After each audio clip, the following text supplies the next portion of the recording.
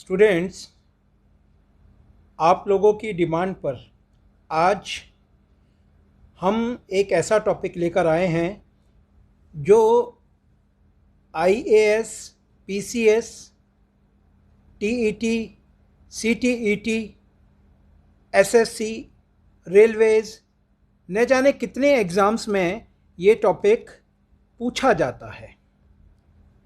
और इस टॉपिक का नाम है know about earth's latitude and longitude. पृथ्वी के अक्षांश और देशांतर रेखाओं के विषय में जानें। स्टूडेंट्स, इससे पहले कि हम पृथ्वी के लॉन्गिट्यूड और लैटिट्यूड के विषय में जानें, हमें ये जानना होगा कि कैसे हम किसी मैप की स्टडी कर सकते हैं। जब भी हम किसी ग्लोब या मैप की स्टडी करते हैं तो सबसे पहले हमें पता होना चाहिए कि हमारे राइट हैंड साइड में ईस्ट होता है, पूर्व दिशा, लेफ्ट हैंड साइड में वेस्ट और ऊपर की ओर नॉर्थ, जबकि उस मैप के निचली तरफ साउथ डायरेक्शन या दक्षिण दिशा होती है।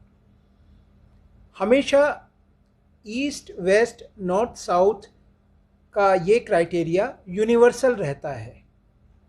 इसके बाद हम देखते हैं, अगर इस गोले को हम पृथ्वी मान लें तो हमें ये भी पता होना चाहिए कि पृथ्वी के दोनों पोल, नॉर्थ पोल और साउथ पोल, अंदर की ओर धंसे हुए हैं, घुसे हुए हैं, या वहाँ पर गड्ढा है।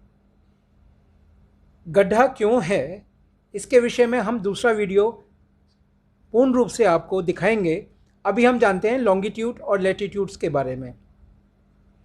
पृथ्वी का जो आकार है वो स्फेरिकल है, गोलाकार है।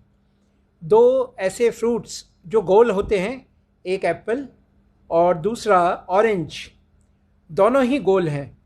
पृथ्वी ऑरेंज के ज़्यादा करीब है। इस अर्थ की स्टडी करने के लिए ज्योग्राफियंस ने इसके बीचों बीच में एक इमेजिनरी लाइन खींची, जिसको कि भूमध्य रेखा या इक्वेटर का नाम दिया गया। इसको विषुवतीय रेखा के नाम से भी जाना जाता है। विषुवतीय रेखा, भूमध्य रेखा या इक्वेटर, जो कि 0 डिग्री से डिनोट होता है, इसके आते ही, क्योंकि हमें पृथ्वी को स्टडी करना था, तो इसके बीच में एक इमेजिनरी लाइन खींची और इसके आते ही पृथ्वी दो बराबर भागों में हमें बटी हुई दिखाई दे रही है, एक उत्तर की भाग और दूसरा दक्षिण का भाग। इसको हम इस तरह जान सकते हैं, उत्तर का जो आधा गोला है उसको नॉर्दर्न हेमिस्फीयर कहा जाता है ज्योग्राफी के टर्मिनोलॉजी में, या उत्तरी गोलार्ध कहा जाता है। उत्तर का आधा गोला, जैसा कि हम चित्र में भी देख रहे हैं। और सिमिलरली दक्षिण का आधा गोला, दक्षिण गोलार्ध, सदर्न हेमिस्फीयर, ये दो हेमिस्फीयर में बटा होता है इमेजिनरी लाइन की कारण। अगर ये प्रश्न आए कि how many hemisphere on earth, so without any hesitation आपको आंसर लिखना है 2। There are 2 hemisphere, one is northern hemisphere and second one is southern hemisphere. आगे देखते हैं कि नॉर्दर्न और सदर्न हेमिस्फीयर के आते ही 4 और डायरेक्शंस सामने आ गए, north east, north west, south west, south east. ऊपर वाले जो डायरेक्शंस के नाम हैं वो नॉर्थ से स्टार्ट होते हैं।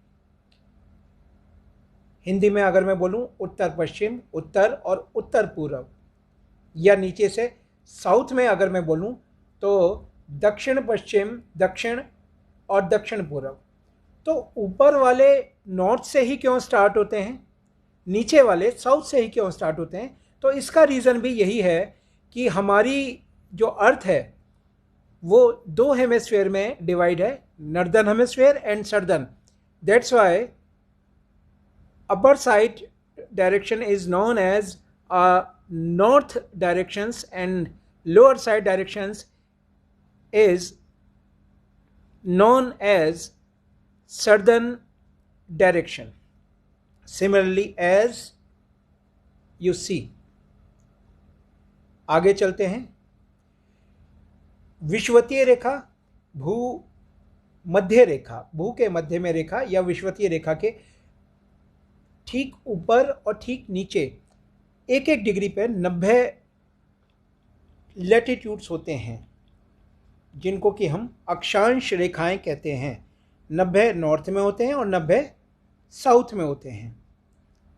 इसलिए अगर क्वेश्चन आए कि लैटिट्यूड्स कितने होते हैं तो उसका आंसर है 180. 90 + 90, 90 नॉर्थ के और 90 साउथ के. अगर हम भूमध्य रेखा इक्वेटर को भी अगर मिला लें तो ये 181 लाइनिंग्स हो जाएंगी. इसमें कुछ एग्जामिनेशन पॉइंट ऑफ व्यू से रिलेटेड कुछ ऐसी लाइनें हैं जिनके बारे में आपको जानना बहुत आवश्यक है. भूमध्य रेखा से ऊपर 23.5 डिग्री पर हम देखते हैं ट्रॉपिक ऑफ कैंसर. कर्क रेखा बहुत इम्पॉर्टेंट है. और कर्क रेखा से ऊपर की तरफ हम चलें तो 66.5 डिग्री पर जो सर्किल हमें दिखाई देता है वो आर्कटिक सर्किल होता है, और 90 डिग्री पर उत्तरी ध्रुव या नॉर्थ पोल. सिमिलरली 23.5 डिग्री पर ट्रॉपिक ऑफ कैप्रिकॉर्न, जिसे हिंदी में मकर रेखा बोलते हैं, और similarly 66.5 degree south Antarctic circle, और सबसे नीचे सर्दर्न हेमिस्फीयर में 90 डिग्री पर दक्षिणी ध्रुव या साउथ पोल आता है. तो ये कुछ ऐसे लैटिट्यूड्स हैं जिनका जानना आवश्यक है. इसके अलावा स्टूडेंट्स, भूमध्य रेखा के 5 डिग्री नॉर्थ और 5 डिग्री साउथ में डोलड्रम्स का एरिया होता है. 5 डिग्री इक्वेटर से ऊपर और 5 डिग्री नीचे. इस एरिया को हम ट्रेड विंड्स भी बोलते हैं. यहाँ पर व्यापारिक पवनें चलती हैं. ट्रेड विंड्स का एरिया या डोलड्रम का एरिया. और एक खास लैटिट्यूड जिसको हॉर्स लैटिट्यूड के नाम से जानते हैं, 30 डिग्री नॉर्थ में हॉर्स लैटिट्यूड और 30 डिग्री साउथ में भी हॉर्स लैटिट्यूड्स होते हैं. ये कुछ ऐसे लैटिट्यूड्स हैं एग्जामिनेशन पॉइंट ऑफ व्यू से जिनका जानना आप लोगों के लिए बहुत आवश्यक है. अब हम देखते हैं लॉन्गिट्यूड्स. लॉन्गिट्यूड्स के लिए सबसे पहले हमें बीच की एक इमेजिनरी लाइन, जिसको हम GMT बोलते हैं, ग्रीनविच मीन टाइम, पूरे विश्व का समय GMT से डिनोटेड होता है. और GMT की लाइन से अगर हम देखें तो उत्तर से दक्षिण की ओर सीधी सीधी जो रेखाएं हैं लॉन्गिट्यूड्स, ये खिंची हुई होती हैं, जैसे कि आप देख रहे हैं हमारे वीडियो में. और ये जो लॉन्गिट्यूड्स होते हैं ये ईस्ट की तरफ 180 होते हैं और वेस्ट की तरफ भी 180 होते हैं. इनकी लाइन के बीच में लगभग 111 किलोमीटर का अंतर होता है.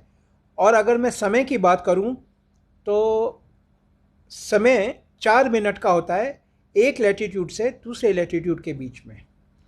अगर 4 मिनट का समय होता है और ये टोटल लाइन्स हो गई 180 + 180, 180 ईस्ट में और 180 वेस्ट में, तो टोटल लाइन्स हो गई 360. 360 को अगर मैं 4 मिनट से गुणा करूँगा तो 360 × 4 = 1440 मिनट्स. और अगर इसको मैं आवर्स में कन्वर्ट करूँगा तो ये 24 आवर्स आता है, पूरे 24 घंटे. बहुत ज़्यादा साइंटिफिक हैं ये लॉन्गिट्यूड्स. और जैसे कि आप हमारी वीडियो में देख रहे हैं, लॉन्गिट्यूड 180 ईस्ट में, 180 वेस्ट में, टोटल 360।